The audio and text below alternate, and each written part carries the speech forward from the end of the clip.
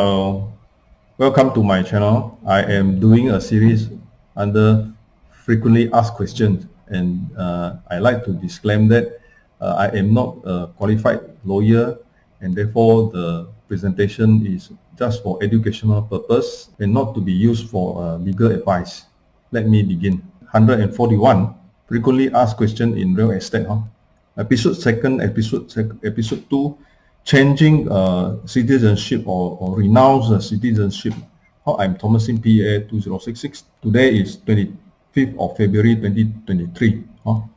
So this occurs a lot, especially in JB and Singapore. A lot of people who are in Singapore, eventually because of the benefit of becoming a citizen of Singapore, enjoying the education and healthcare, they renounce the Malaysian citizenship and become a citizen of Singapore. So of course they face the question of when they renounce to Singapore citizenship, what property inherited or those property they previously acquired in Malaysia, what would happen to those properties? So the law of the land and how it affects you, I like to disclaim that this is not a legal advice. Please consult your lawyer, as material presented and video here does not constitute legal advice. So citizenship change, we call you give up or renounce citizenship. So here is a case like I am a Malaysian but working and living in Singapore for many years. I am now married to my husband, a British national, and we have 2 children. And we have decided to move to London, and she renounced the Malaysian citizenship to embrace the British citizenship, so that to enjoy the British citizenship, the benefit of the British citizenship. So in this case, for her scenario, what will happen to the properties that inherited from my parents in Kuala Lumpur? So what will happen if I renounce my citizenship and no more a Malaysian? Those property I own in Malaysia or inherited in Malaysia, what will happen? So the issue at hand is that it is in the constitution that in Malaysia, every citizen has the right to own properties. And therefore, if you have renounced your citizenship to another country, you have still the respected by the constitution, the right to own your property. Those are inherited or you have bought the property before. And of course, by being still the rightful owner, the indivisibility of the title is everything. So the names in the title being that you are previously a Malaysian and previously owned property in Malaysia, you still have the right to own those properties. So of course, subjected now as you are a foreigner, subjected now to the treatment of a foreigner. So in the case that you need to sell it, then you will be subjected to the taxes that is applicable for foreigners. So here, inheritance, let's say property owned by a foreigner by inheritance is subject to the state approval. Of course, if you already inherited it, then it's okay. But if you are now in a scenario, for example, parents who are old, and then you already renounce your citizenship and become a Singaporean or become a British national, and your parents want to give away the property to you, and you are also willing to accept. In this case, you are a foreigner accepting a property that is a Malaysian property. So in this case, because you are a foreigner, although you are still the son or the daughter of your parents, is still subjected to the foreigners. They call it the FIC, Foreigners Investment Committee. So this part, the state has a say. So the state may want to curtail or want to levy a higher bracket for you to own property like that. But if you have inherited your property, as in earlier example just now, that means you already has the property as a proprietary owner, and you have been working overseas and later on renounce your Malaysian citizenship, you are still continuing the ownership, no difference. So in such scenario, the only thing is when you later on deals with the property, you'll be subjected to the taxes for a foreigner. So here the scenario is, one is renounced before owning the property, one is renounced citizenship after owning the property.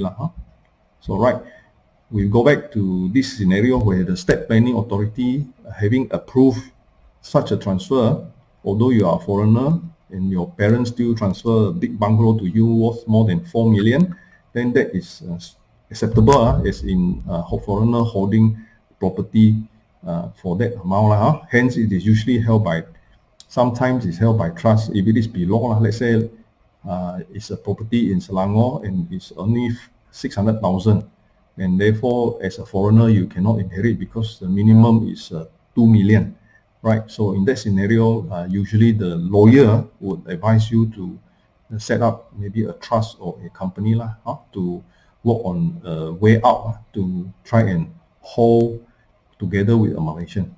So it is later on subjected to the tax system that is for that purpose, for company or for foreigner.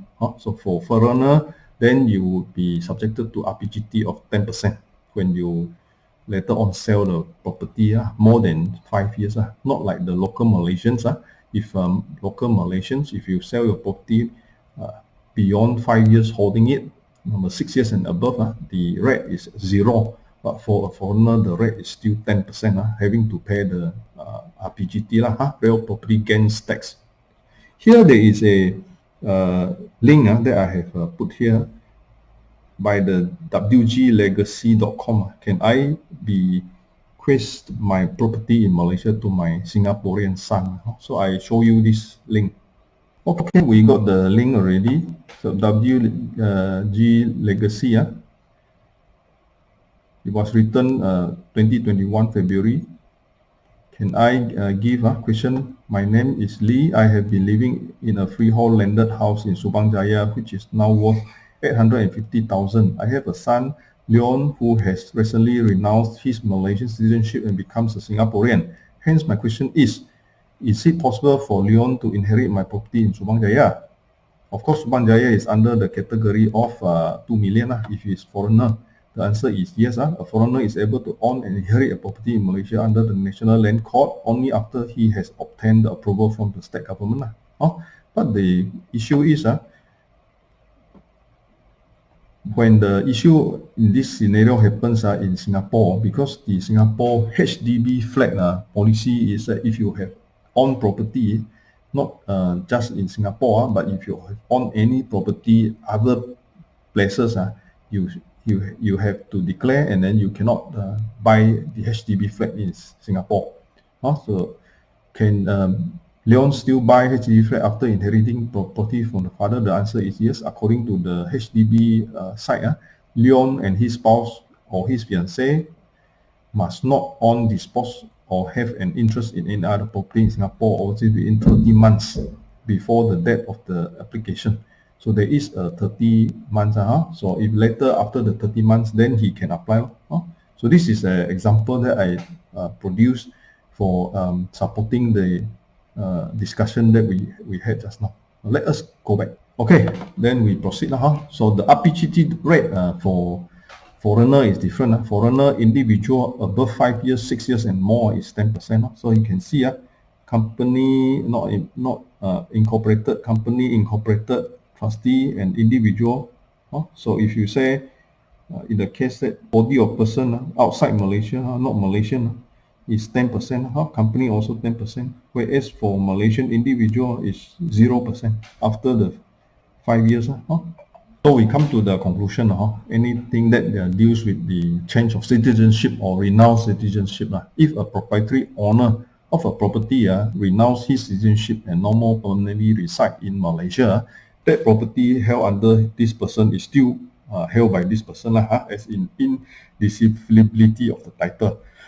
However, the subsequent treatment would be subject to that of a foreigner because he's no more a Malaysian.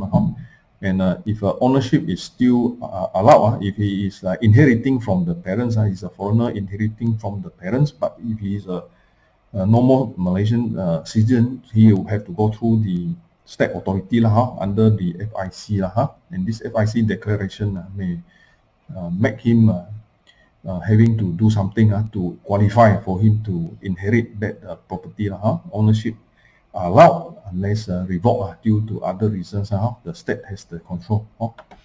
So let's continue. So this is my platform for learning online self-study diploma in estate agency examination under the estateagentexam.com, and I have two listing websites like contracttoyou.com and findway.info, and a video collection in My Real Property Online. Thank you very much for visiting my channel. I'm Thomasin PA2066. This is my mobile number and the website addresses. Thank you.